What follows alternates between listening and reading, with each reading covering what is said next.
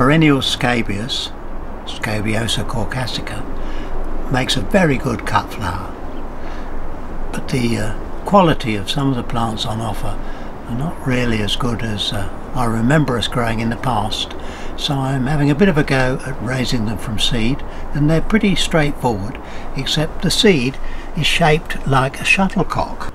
You've got a little sort of flight and then the seed on the bottom, and I find that if you take a pencil and make an inverted cone in the cell, that just drops neatly in.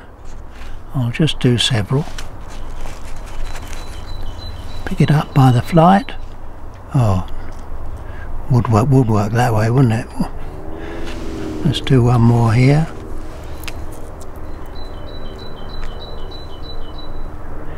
And if you put them in like that, the seedling comes up through the flight much more cleanly. You can see it here. I've sown this quite big cell tray with 2 seeds in each cell because the germination wasn't as good as I'd like.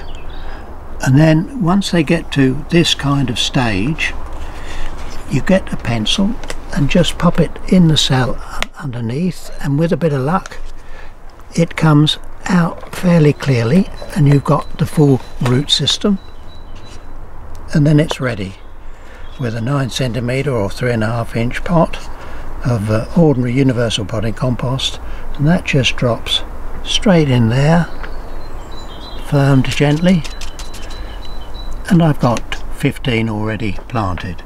Give those a few weeks and they'll be up to this size, and once they are really well established, and you'll see there from the root system, they're ready to be planted out.